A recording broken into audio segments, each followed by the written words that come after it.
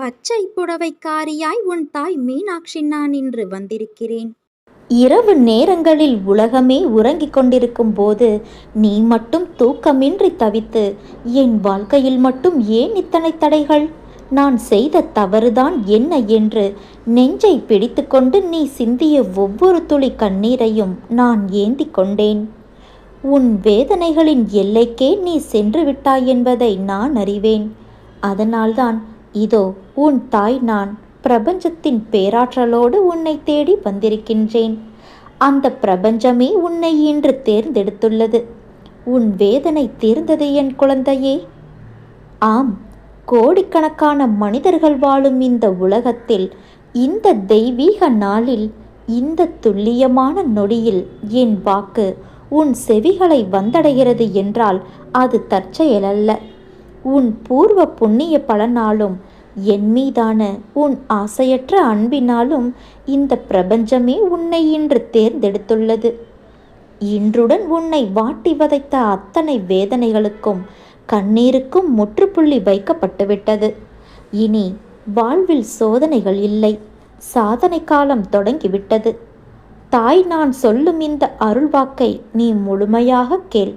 உன் வாழ்வில் பிறக்கப் போகும் புதிய விடியலை நீயே காண்பாய். என் தங்கமே, பிரபஞ்சம் ஏன் உன்னை தேர்ந்தெடுத்தது தெரியுமா?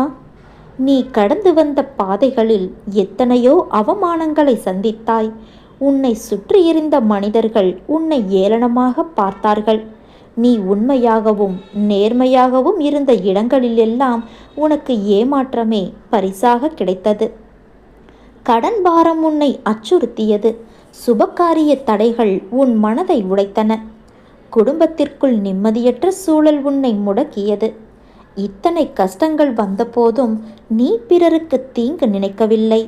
உன் தர்மத்தையும் நேர்மையையும் நீ கைவிடவில்லை. இறைவன் பார்த்து கொள்வான் என்ற ஒரே நம்பிக்கையோடு தான் நீ ஒவ்வொரு நாளையும் கடந்து வந்தாய்.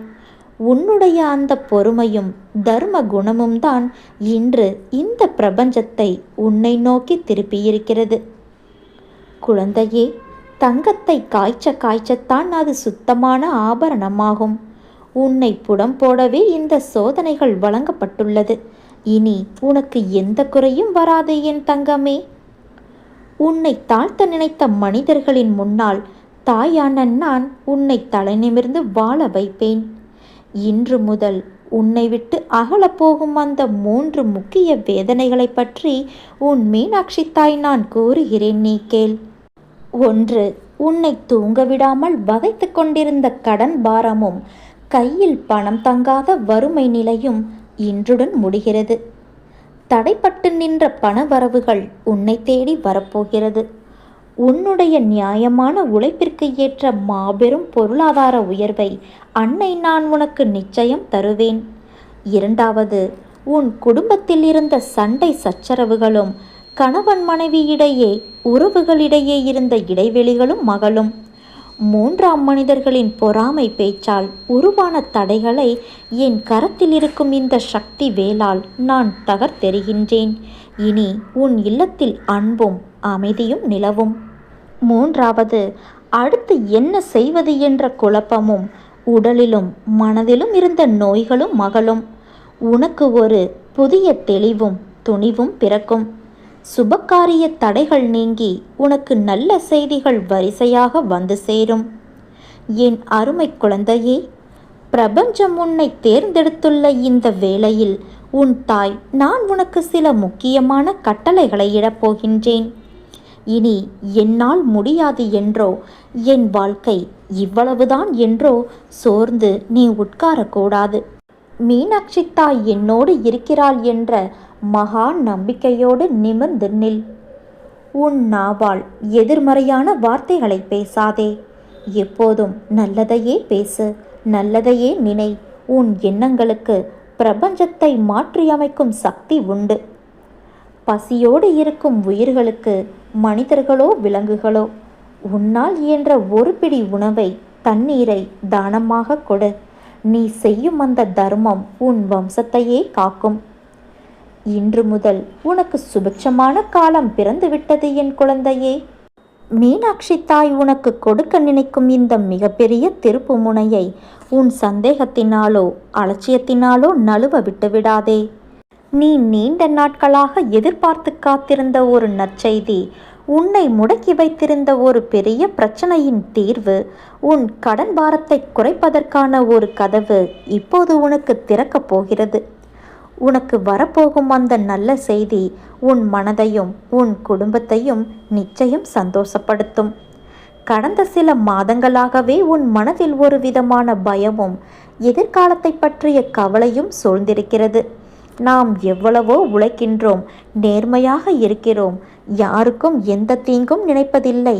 இருந்தும் நமக்கு ஏன் இத்தனை சோதனைகள் என்ற கேள்வி உன் மனதை அதிகரித்து கொண்டிருக்கின்றது. உன்னை சுற்றியுள்ள மனிதர்கள் உன்னை தவறாக புரிந்து கொண்டார்கள். நீ உண்மையாயிருந்த இடத்திலெல்லாம் உனக்கு ஏமாற்றமே மிஞ்சியது. குடும்ப பொறுப்புகள் ஒரு புறம், தீராத கடன் சுமை மறுபுறம். தொழிலில் வேலையில் முட்டுக்கட்டைகள் என நாலாபுறமும் நெருக்கடிகள் உன்னை சூழ்ந்து நின்றன. எல்லோருக்கும் உதவி செய்யும் நமக்கு ஆபத்து காலத்தில் உதவி செய்ய ஒருவருமே இல்லையே என்று நீ தனிமையில் கலங்கி நின்றாயல்லவா?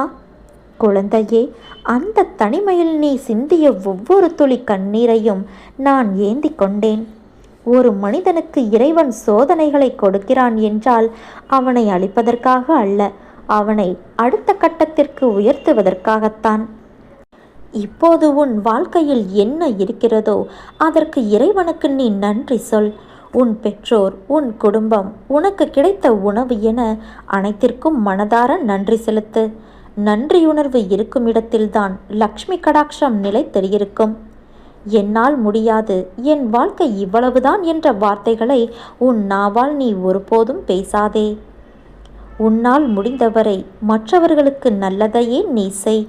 இன்று முதல் உனக்கு நல்ல காலம் பிறந்துவிட்டது. உன் வீட்டின் பூஜை அறையில் ஒரே ஒரு தீபம் மட்டும் ஏற்றி நீ என்னை வழிபடு. அந்த தீபத்தில் உன் மீனாட்சி அன்னையே குடியிருப்பதாக நினைத்து என்னை நீ வேண்டு. உன் அத்தனை வேண்டுதல்களையும் நான் நிச்சயம் நிறைவேற்றி தருவேன். இது உன் அன்னை மீனாட்சியான என்னுடைய சக்தி வாய்ந்த சத்திய வாக்கு. உன்னுடைய அத்தனை மனபாரங்களையும் என் பாதத்தில் சமர்ப்பித்துவிட்டு நீ நிம்மதியாக இரு. பிரபஞ்சத்தின் அருள் பெற்ற என் செல்ல குழந்தைக்கு அன்னையின் பூரண ஆசிகள் என்றென்றும் உண்டு. அன்னை மீனாட்சியின் இந்த அருள்வாக்கு உனக்கு நம்பிக்கை அளித்திருந்தால் முழு நம்பிக்கையோடு ஓம் ஸ்ரீ மீனாட்சி தாயே போற்றி என்று மனதார பதிவிடு. உன் வேதனைகளை நான் நிச்சயம் தீர்த்து வைப்பேன். இது உன் அன்னை மீனாட்சியின் வாக்கு.